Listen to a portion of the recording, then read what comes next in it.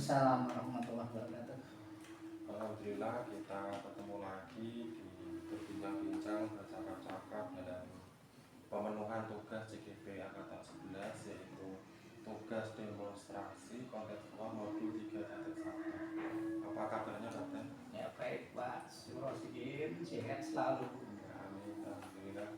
Di sini saya akan mengajukan beberapa pertanyaan terkait tugas demonstrasi kontekstual modul 3.1.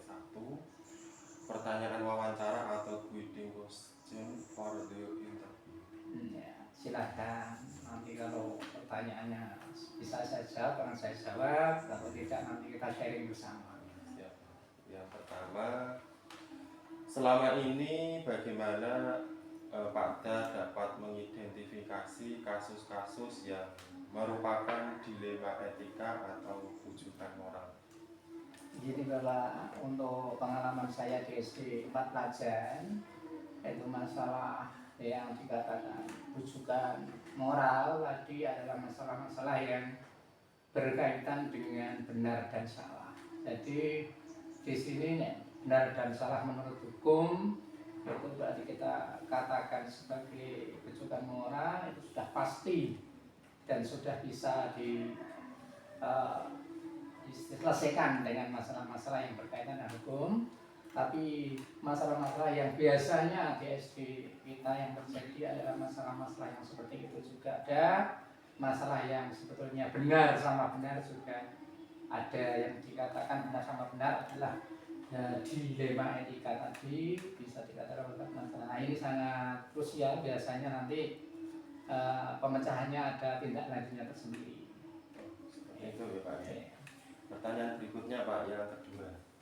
Selama ini bagaimana Pakda menjalankan pengambilan keputusan di sekolah panjenengan, terutama untuk kasus-kasus di mana ada dua kepentingan yang sama-sama benar atau sama-sama mengandung nilai kebajikan? Oh iya. Untuk mengantisipasi hal tersebut, Bapak, itu di sekolah biasanya kita yang pertama adalah langkah identifikasi masalah. Jadi masalah apa yang terjadi di sekolah kita identifikasikan, kita lihat latar belakang masalahnya, nanti kita lanjutkan dengan penyebab masalah tersebut, sehingga pada akhirnya nanti kita membuat suatu tindakan atau istilahnya keputusan dalam menyelesaikan masalah tadi itu tepat pada sasarannya.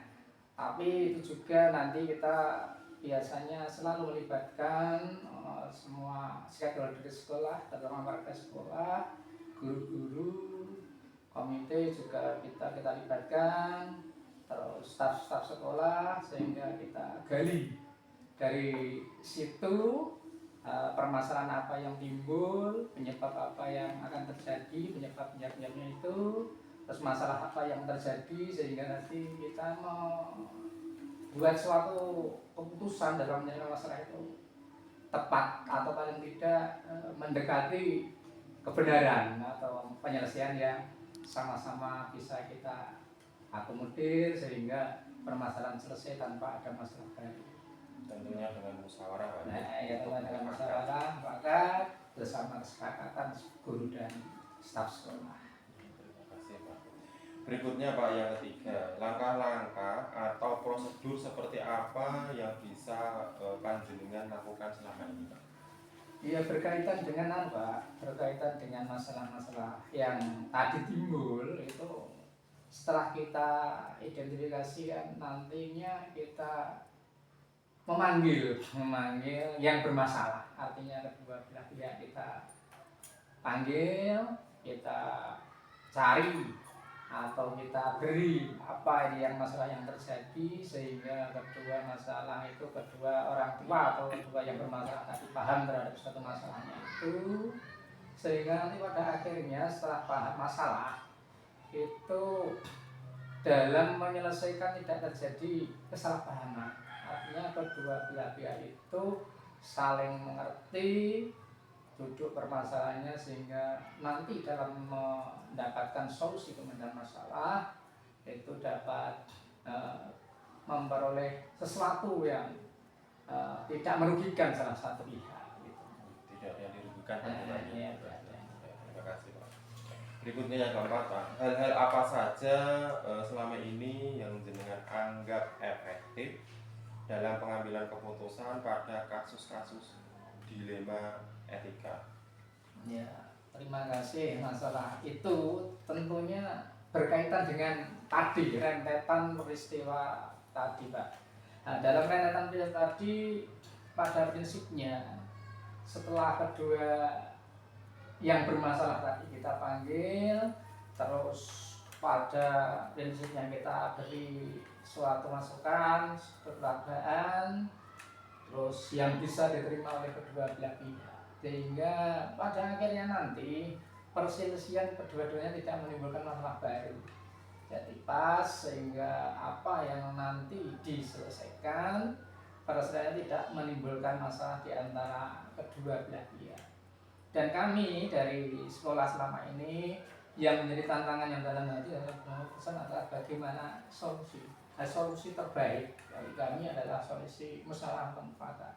Jadi setiap ada masalah apapun yang terjadi di sekolah kami selalu mengedepankan musyawarah mufakat. Artinya dalam pengambilan keputusan biar tidak istilahnya salah satu pihak itu dirugikan atau misalnya tidak terima dengan suatu keputusan yang diambil, maka dari itu kami dari sekolah selalu melibatkan semua guru dan staf untuk suatu pengambilan keputusan yang dimana itu dianggap baik bagi kita semua.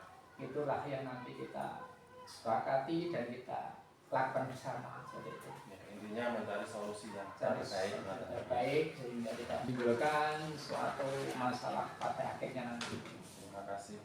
Berikutnya Pak, apakah jenengan memiliki sebuah tata kala atau jadwal tertentu dalam sebuah penyelesaian kasus dilema etika? Apakah jenengan langsung menyelesaikan di tempat atau memiliki sebuah jadwal untuk menyelesaikannya? Bentuk atau prosedur seperti apa yang jenengan jalankan? Dan berikutnya, sebagai kepala sekolah, hal apa saja yang selama ini merupakan tantangan dalam pengambilan keputusan pada kasus-kasus dilema etika Pak?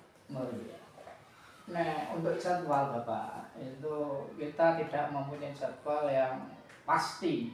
Artinya tidak terjadwal karena apa? Karena bagi kami pertimbangannya adalah yang namanya permasalahan kasus atau permasalahan yang timbul itu kan tidak serta-merta terjadi sesuai dengan jadwal yang ada. Jadi setelah kami itu mempertimbangkan bagaimana masalah itu muncul, misalnya masalah itu ada, kita selesaikan saat itu juga, sehingga sifatnya adalah insidensial atau insidentil, sehingga masalah yang muncul itu cepat tertangani sehingga tidak berlarut-larut, sehingga menyebabkan masalah itu akan semakin berkembang dan semakin menyebar tidak karuan. Oleh karena itu kita dari sekolah tidak mempunyai jadwal yang pas atau yang terjadwal, mungkin bulan apa atau tanggal berapa, itu tidak, tapi mengedepankan setiap masalah yang terjadi bila itu memang ada itu harus kita tangani secepatnya dengan melibatkan tadi dari stakeholder yang ada di sekolah. Karena kami sebagai pimpinan di sekolah tidak dapat mengambil keputusan sendiri, sehingga apa? Sehingga pertimbangan-pertimbangan dari rekan kerja guru, komite dan pihak-pihak yang ada di sekolah itu sangat berperan dalam menyelesaikan masalah. Sehingga apa? Sehingga permasalahan yang timbul akan segera dapat diatasi tanpa menyebabkan masalah-masalah baru, sehingga masalah-masalah yang tadi timbul itu selesai dengan baik sehingga dapat terkondisikan dan terselesaikan dengan tidak ada masalah lain yang timbul, begitu Bapak. Stakeholder yang terlibat, dewan guru dan juga pertimbangan masukan dari komite seperti itu. Selanjutnya yang ketujuh, adakah seseorang atau faktor-faktor apa yang selama ini mempermudah atau membantu jenengan dalam pengambilan keputusan dalam kasus-kasus di lingkungan etika? Ya, Pak, memang kita bertumbuh karena kita itu adalah sekolah ya. Sekolah itu memang warga sekolah. Jadi masalah yang ada itu biasanya kan masalah-masalah yang berkaitan dengan anak didik. Dan penyelesaian masalahnya pun selama ini kita tidak sampai ke ranah hukum, belum pernah terjadi. Atau kisarannya masalah ya masalah-masalah kecil yang itu kita tangani di sekolah selesai. Gitu. Oleh karena itu kita selalu bergandengan tangan antara guru tadi yang di depan, antara komite, antara staf sekolah, sehingga nanti dalam penyelesaiannya itu ya benar dan mengurangi risiko untuk kemunculan masalah yang baru. Sehingga apapun yang terjadi di sekolah, kami selalu memusyawarahkan dengan warga sekolah, khususnya guru, staf sekolah, dan komite sekolah, sehingga pada akhirnya nanti itu masalah insya Allah yang sudah terjadi itu dapat terselesaikan dengan baik, Pak. Ya, demikian itu yang saya. Dari komite guru nanti dapat saran dan juga masukan yang terbaik seperti itu. Iya. Yang terakhir, Pak, dari semua hal yang telah disampaikan, pembelajaran apa yang dapat jenengan petik dari pengalaman jenengan mengambil keputusan di lima etika, Pak?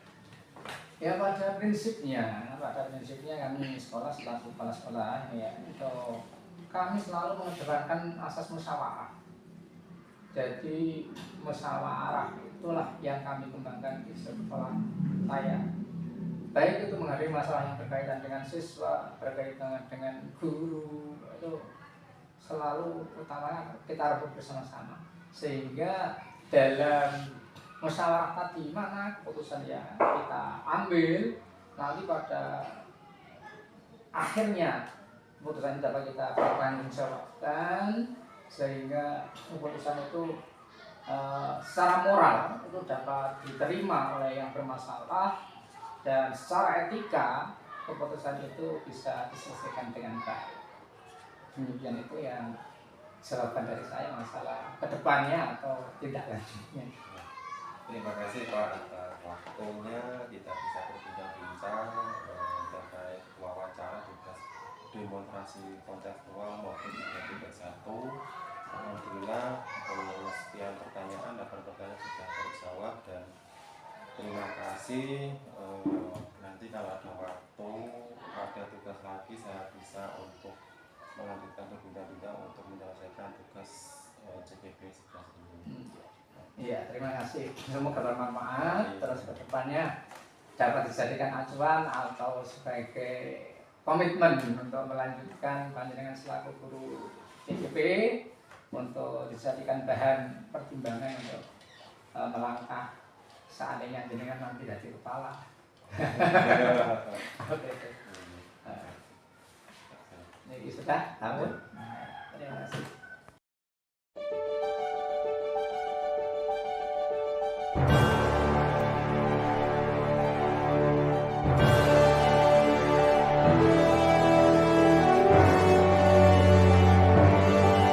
Assalamualaikum warahmatullahi wabarakatuh.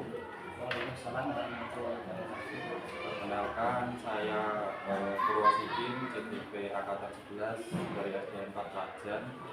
Di sini saya akan berbincang-bincang dengan Pak Kusnadi dari SDN 1 Kawak terkait tugas modul 3.1 demonstrasi kontekstual, dengan nantinya saya akan mengajukan beberapa pertanyaan atau wawancara question for the interview. Sakit ya, Pak ya? Bisa dimulai Pak ya? Oke, silakan. Telepon kabarnya, Pak? Wah, alhamdulillah saya Pak. Tapi seperti itu, kondisi panas cuaca ya agak meriang-meriang sedikit, tapi tetap semangat. Sini saya akan menyampaikan beberapa pertanyaan. Yang pertama, selama ini bagaimana panjenengan dapat mengidentifikasi kasus-kasus yang merupakan dilema etika atau rujukan moral? Oke. Terima kasih Pak sebagai seorang kepala sekolah yang memang pertama kita harus bisa mengayomi ini seperti itu. Terus kalau ada permasalahan-permasalahan yang berkaitan dengan dilema etika, rujukan moral, kita harus bisa identifikasi. Contohnya seperti ini Pak, untuk yang rujukan moral itu kan memang kepala sekolah memang berhadapan pasti selalu berhadapan. Berarti antara menurut kita benar, tapi menurut hukum itu salah, itu pasti. Seperti contohnya Pak kemarin, saya itu berharap untuk doping aparatur sipil negara itu saya meminta guru kelas. Tapi kemarin yang datang itu P3K itu guru mapel PJOK, sedangkan guru mapel PJOK itu sudah ada GTT yang mengabdi kurang lebih hampir 12 tahun. Itulah Pak. Menurut saya itu benar. Berarti saya mempertahankan GPT itu di situ, tetapi gandeng ada P3K yang masuk ke situ, otomatis saya harus rela untuk dia melepas seperti itu. Tapi menurut saya itu tak gendoli, tapi menurut hukum kan salah Pak, dari dinas. Yang dinas itu bertepat hukum tepat berdasarkan SK. Berarti mau tidak mau saya harus melepas tenaga saya yang sudah saya naungi selama 12 tahun. Itu yang contohnya yang rujukan moral. Saya kalah dengan aturan yang ada di dinas. Dia tetap berbenturan dengan hati saya. Seperti itu. Dilema etika Pak. Yang kedua Pak, selama ini bagaimana jenengan menjalankan pengambilan keputusan di sekolah panjenengan, terutama untuk kasus-kasus di mana ada dua kepentingan yang sama-sama benar atau sama-sama mengandung nilai kebajikan? Oke, terima kasih. Yang pertama memang saya mengidentifikasi permasalahan yang muncul itu. Terus kita diskusi bersama-sama. Berarti diskusi bersama-sama kita putuskan bersama, tapi kita libatkan bareng-bareng. Bagaimana mana yang paling utama yang diutamakan seperti itu. Mungkin kalau ini yang lebih utama kita utamakan, yang satunya kita utamakan, yang utama itu tak kita utamakan. Yang paling terbaik kita ambil bersama-sama bersama warga sport gitu. Tapi kita kita berdasarkan fakta yang ada, kita mengambil fakta-fakta bukan hanya teori. Berarti ini loh yang menjadikan fakta Alhamdulillah mengutamakan prinsip kekeluargaan dan musyawarah. Iya pasti itu kita utamakan musyawarah dulu bersama, cari titik temunya, nanti kita baru kita putuskan mana yang baik, mana yang terbaik, mana yang tidak baik, kita putuskan bareng-bareng. Tidak serta-merta kepala sekolah mengambil kebijakan pertama, enggak. Nanti kita bareng-bareng untuk menggali dalam permasalahan itu. Pertanyaan berikutnya Pak Bos, langkah-langkah atau prosedur seperti apa yang biasa jenengan lakukan selama ini? Ya, yang pertama memang kita memanggil kedua belah pihak, misalkan kalau ada yang bermasalah. Terus yang kedua selalu berkoordinasi Pak. Berarti koordinasi. Contohnya seperti tadi, rujukan moral. Ya, saya selalu berkoordinasi dengan dinas. Seperti ini Pak, kok saya dikasih ASN yang ini, terus solusinya bagaimana? Berarti kita tidak mengambil keputusan sepihak. Berarti kita tetap kolaborasi dengan pihak-pihak yang terkait, dengan kepala dinas, dengan juga komite, juga dengan tokoh masyarakat, dan dari dinas Jepara juga pada libatkan. Terus kemarin alhamdulillah yang guru PJOK-nya tetap dikasih tempat, jadi tempat di SD 2 Lebak. Yang ASN SK-nya tetap di SD saya. Berarti tidak tidak gini loh, mementingkan salah satu pihak, tetapi semuanya ikut dalam arti gini. Yang ASN-nya tetap dapat tempat, yang GPT-nya dapat tempat, dan alhamdulillah kemarin P3 GPT-nya sudah dapat SKSN juga. Maka dari situ ada kebaikan yang timbul dari SKSK yang dari dinas kemarin. Tentunya tidak merugikan kedua Iya. pihak ya.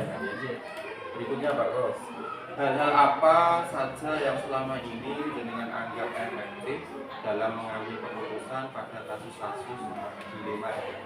Iya, yang pertama memang saya ambil dialog bersama Pak. Dari dialog bareng-bareng, rapat bareng-bareng, terus dengan semua warga sekolah itu pasti. Kemudian juga saya libatkan juga Pak, kalau ada permasalahan dengan apa-apa, saya libatkan juga dengan gurunya. Karena ada semacam ini, bukan hanya faktor dari guru saja, tapi semuanya saya libatkan. Dialog bersama intinya, musyawarah, mencari mufakat bareng-bareng Pak. Jadi bisa dari unsur guru juga saya libatkan, dari teknik juga, dari komite, dan tokoh masyarakat. Dan saya juga sering memanggil Bapak Kepala Dinas.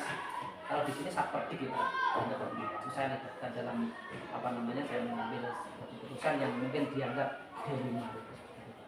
Mencari solusi yang terbaik seperti itu Pak ya. Dengan semua pihak seminimal mungkin Presiden. Iya. Lanjut ya Pak. Pertanyaan berikutnya Pak, apakah Anda dengan memiliki sebuah tata kala atau jadwal tertentu dalam sebuah penyelesaian kasus dilema etika, apakah jenengan langsung menyelesaikan di tempat atau memiliki sebuah jadwal untuk menyelesaikannya, bentuk atau prosedur seperti apa yang jenengan jalankan? Terus sebagai kepala, hal apa saja yang selama ini merupakan tantangan dalam pengambilan keputusan pada kasus-kasus dilema etika? Yang pertama memang langkah-langkah saya memang tadi dialog bersama. Yang kedua kolaborasi. Itu tadi. Jadwal ada Pak.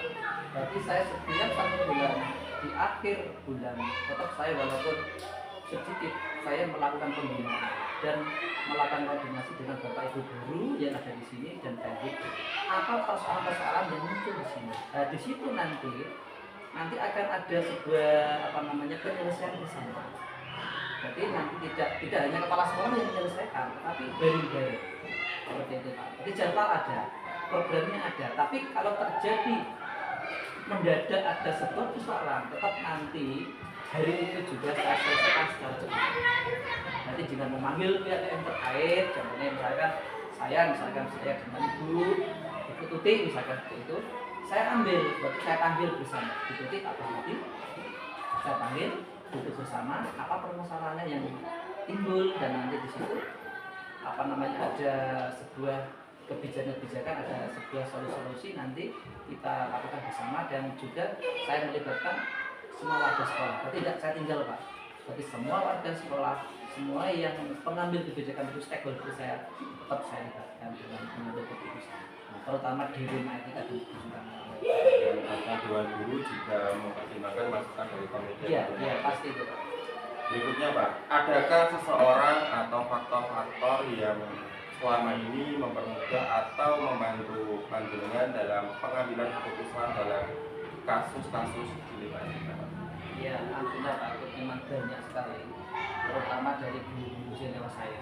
Yang saya sini kan jadi terutama saya itu kan guru senior, terus Bapak Komite sudah, terus ada tokoh-tokoh masyarakat, tokoh pendidikan, terutama tokoh yang ada di sini Pak, itu pasti di sini itu tokoh yang bisa tahu kondisi lingkungan yang di sekolah sini Pak. Jadi semua yang saya lakukan itu pasti saya libatkan dalam pengambilan apapun Pak, kebijakan apapun, program apapun, dan terkait dengan kebijakan moral dan etika tetap saya libatkan.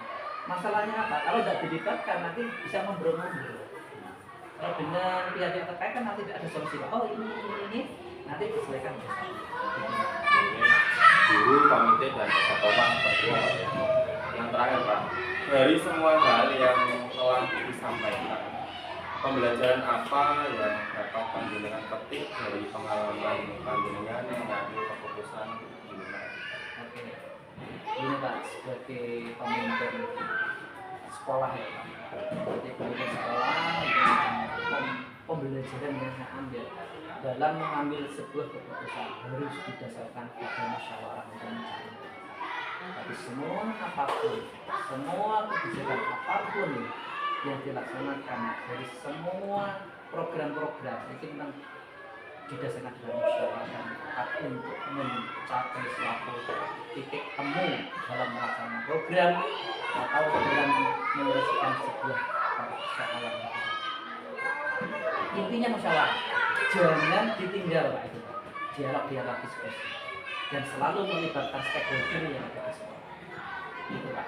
Mungkin menyelesaikan masalah. Iya. Terima kasih Pak Pur sudah menjawab beberapa pertanyaan saya untuk melengkapi tugas saya di Demokrasi Kontekstual modul 3.1. Sekian, terima kasih. Oke, semoga perjalanan jenengan program guru penggerak tetap berjalan lancar, sukses, lulus dan membawa kebaikan program-program di sekolah Bapak untuk memaksudkan di sekolah Bapak.